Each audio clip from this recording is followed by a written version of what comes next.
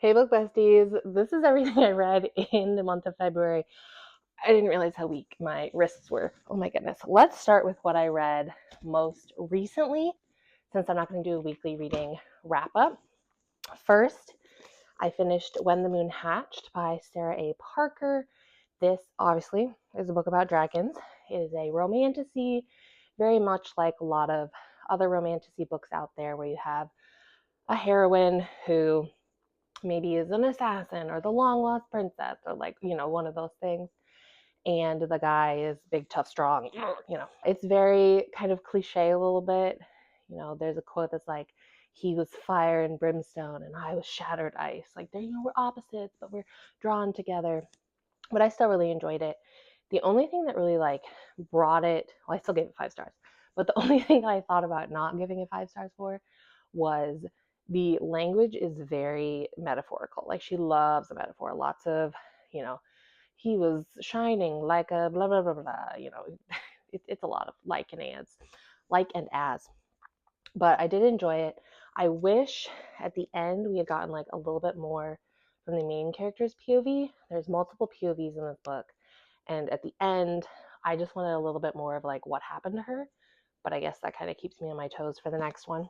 Would I have bought the special edition after reading it? Maybe. I think it was still good. I think this part in particular that this scene is from is kind of like one of those I'll fight for my own hand in marriage moments. I really enjoyed that. So I thought it was good. Then I listened to The Rebel Witch by Kristen. I can never say her last name. I don't have that, but I do have The Crimson Moth, which is the first book, also known as Heartless Hunter in the US. And I listened to it. I, for some reason, did not realize that this was a duology. And so it's just this book and that one, and that's the end. So I was a little sad that there wasn't more. I gave it 4 stars. And I think what would have made it better for me was the pacing. Like, it felt very like boom, boom, boom. There was lots going on. Whereas in Rebel Witch, there was still lots going on, but it felt like some of it was just happening for the sake of something to happen, rather than like this needed to happen for the plot. And I did kind of see the twists coming. The best part is the romance between Rune and Gideon. I think the enemies to lovers tension, like, they truly are not on the same side. Like, Witch Hunter, Witch, he is mad that he even like fell for her at all because she tricked him, and she's like, I shouldn't, I shouldn't be attracted to him. I shouldn't like him. He wants to kill me. And I think it's just chef's kiss. Lots of, one bed. They kind of like fake that they're married for a bit, and that part is amazing. So I read The Rebel Witch, and then the other book I listened to, it's called A Polar Expedition. If you remember, I read The Rake by this same author, and I just kind of wanted a little bit more, and this was available on Hoopla. I didn't love this one as much. This is the only book this month I gave 3 stars, and I think it has to do with the fact that, as you can maybe tell from the cover, he's a polar bear shifter, and she is a human. In the previous book that I read by this author, he was an orca shifter and she was a selkie. So both can turn into animals, right? And this one is just him. And I don't love when there is intimacy, when only like one of those people can shift and they stay in said animal form. That's not for me. It's just not for me. So I think it also was a lot shorter. It kind of felt like, if you love Ice Planet Barbarians, I do. It feels like the first Ice Planet Barbarian book where it's setting stuff up. It's pretty short, not a lot happens, but it sets up the world in terms of like, okay, here's how we got here. So it was still good. If you like that kind of stuff, I think it's a fun series. And so then in total, the whole month, I read 13 books. So those were the 3 I read last week. Let's go really fast through the rest that I read and just kind of review them. Let's start with the contemporary romance. So I read a couple contemporary romances. I know we talked about Deep End by Ali Hazelwood, but it is just so good. This is another 5-star for me. I think I just love this sexier version of Ali Hazelwood that she's given us with Deep End and Not in Love. If you didn't see, she also announced the sequel to Bride is coming, and I'm really hoping it kind of keeps that level of realness. I think her for earlier books are a bit more like la di da, and these are like these people have problems. It's like real world. Loved it. Great introduction to schmink if you are not someone who like knows a lot about that. Like we're not talking 50 Shades of Grey level. He's in college. He does not have a red room, so that's not going to happen. But it is kind of a good introduction to that. So enjoyed that. For Black History Month, we talked about, I read The Partner Plot. This was really good. Second chance romance between people who were dating in high school. They break up in college. Now it's a couple, like 9 years later, they reconnect and kind of have this fake marriage moment, kind of marriage of convenience, where they're both kind of using it to their advantage to move further in their careers. And, they reconnect. And it's really sweet. And I'm excited to read the other 2 books in this series. This is actually the middle one.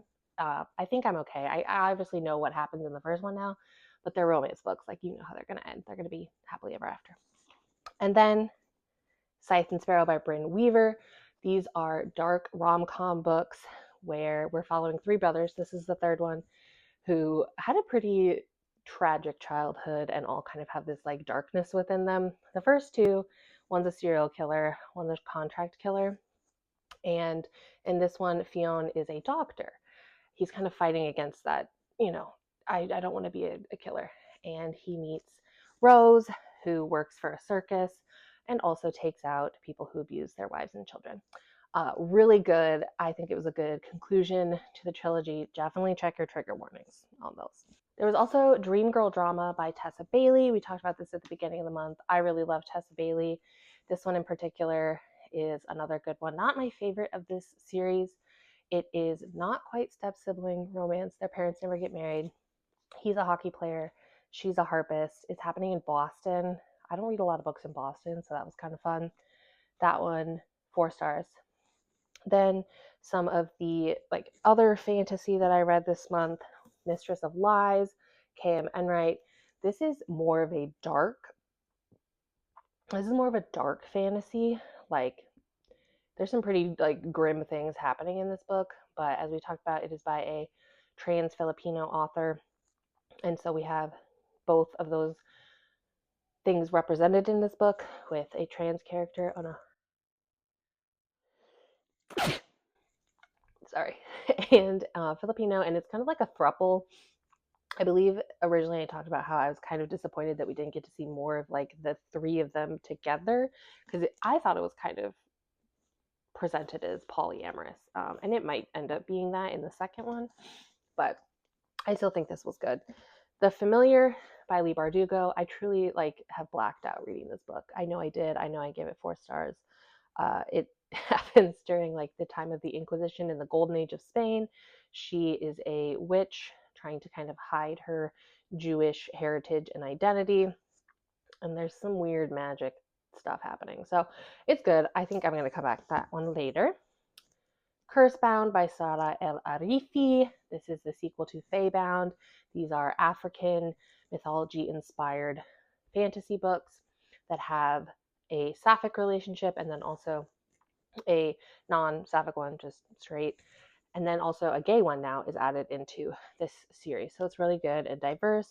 I have a good time reading these because I think they're just different. It has a different magic system. The world feels really unique and they're just entertaining. This one was full of family drama though, for sure. Everybody's family's a problem. The last 2 that I read, and I'm gonna have to recount and make sure I got them all, were Fire Magic and Ice Cream.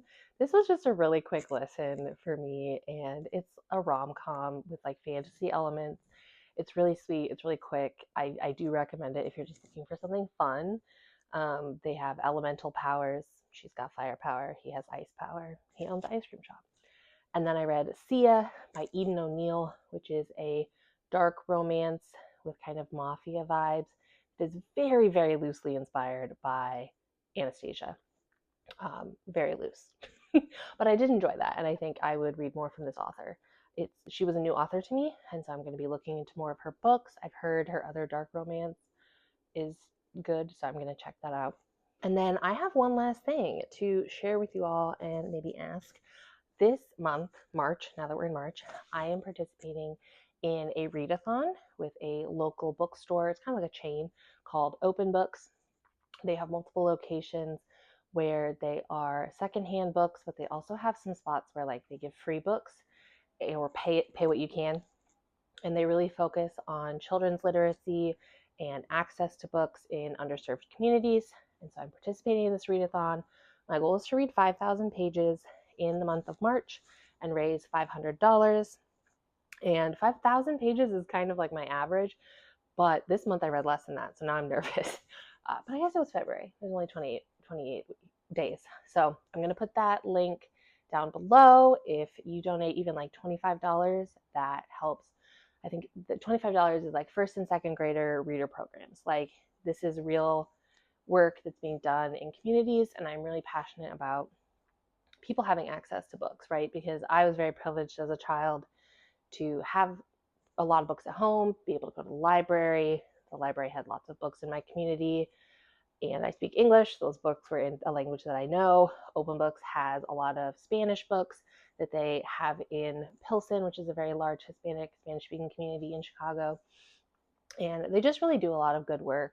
And I know that raising money for something like this, when all I have to do is read pages and ask you to donate, is just the least that we can do. So if you want to donate to that, the link will be down below.